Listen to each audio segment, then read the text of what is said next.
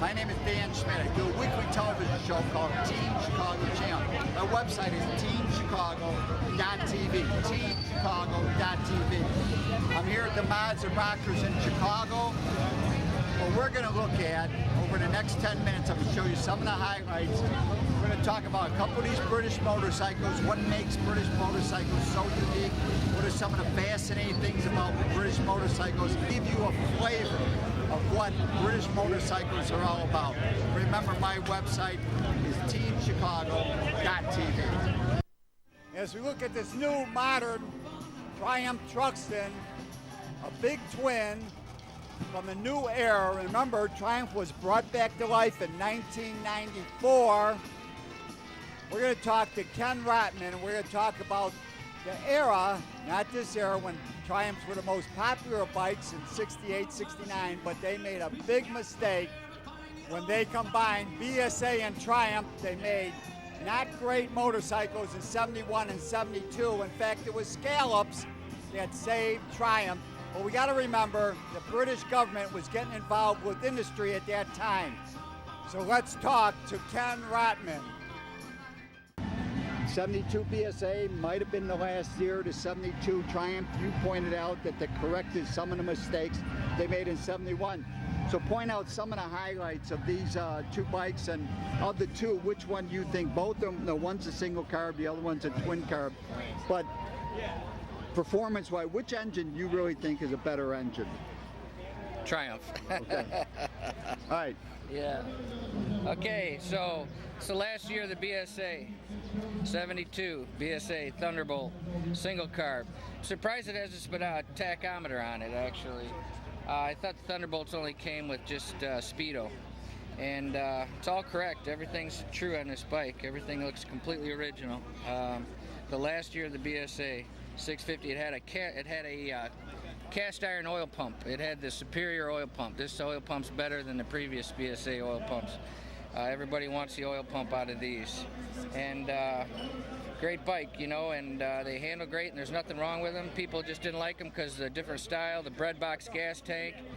Right. They lost a lot of the character, the shape, the organic shape. The character of BSA. Yeah, the organic shape. With the nice badge or the nice star on the gas tank. Yeah, and the chrome, and the BSA was always known for the chrome gas tanks. Right. And so that was one of the problems. That was one of the problems, yeah. And then conical hubs, conical hub wheels, they didn't like that anymore, you know. Took away some of the beauty of the rims, the wheels, and the seats. The grab rails pretty much the same. They didn't like these wires on the front fenders. They didn't like those, and they were prone to breaking too, but they were lighter than the original. It saved weight, actually made it perform better. They also had wires up on the headlight. Same type of deal there. It looks cheap, just looks cheap. They look cheap to people, and but there's nothing wrong with them. They're great bikes.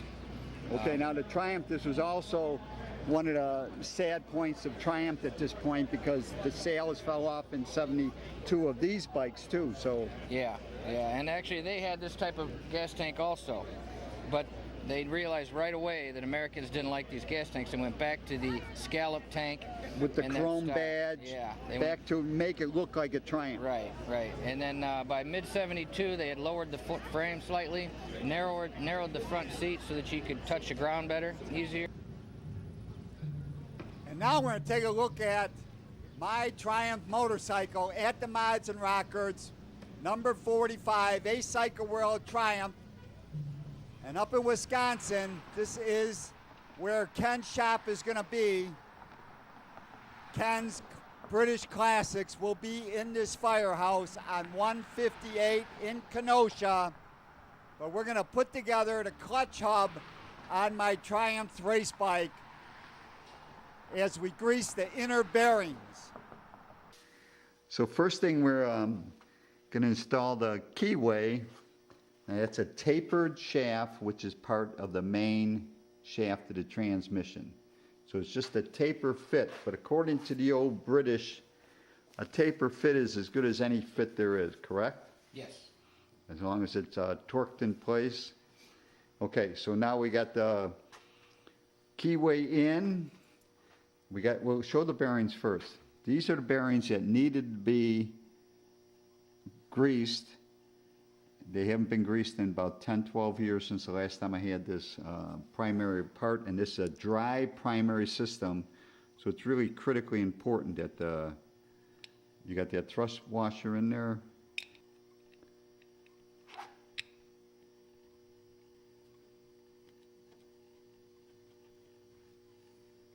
How's it working? Going in? Get it in? Okay, so that is the only lubrication. You got that copper thrust washer in place. Okay, looking good, looking perfect.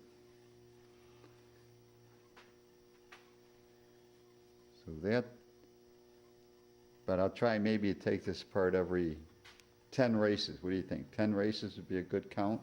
For the clutch springs, as you can see, they got a square head on this side, or they're bolts or screws, but bolts, and those go in place. And now you're going to hold them a little tension on the other side with your fingers.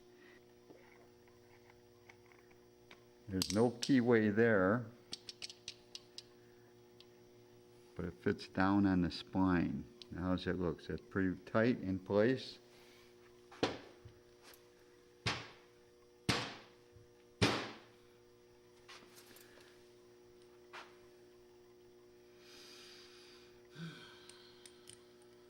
Okie dokie. Getting the belt in the sprocket.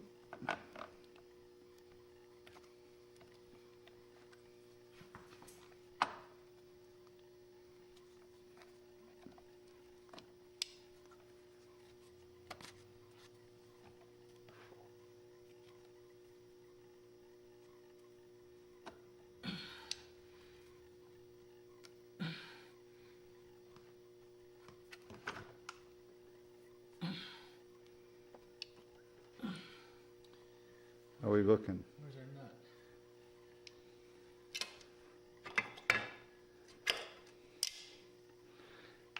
Put the fat washer in. Got the keyway lined up. Belt in place.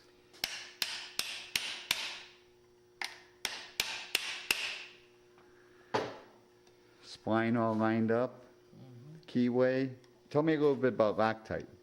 That we use this 742. 742, and what's the difference between the different Loctites? 742 is blue and it's removable.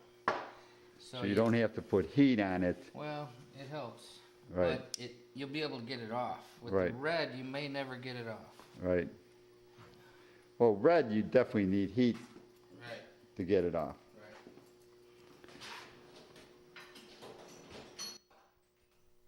And now as Ken snugs up the clutch hub on my Triumph race bike, we're going to head back to Mods and Rockers on Lawrence Avenue, just east of Broadway. We're going to talk about the 73 Triumph, the Triumph that fixed some of the problems that the 71, 72 Triumph had, and the major problem with BSA as they went out of the market. So let's listen to Ken Rottmann as he tells us about the 1973 Triumph at Mods and Rockers. This is a 1973, and by 1973 they realized to improve sales they got to go backwards for styling cues. Back to the narrow gas tank with the scallops on the tank, the front fender with the ugly chrome, well, the chrome braces that people like. They like chrome, they like big braces.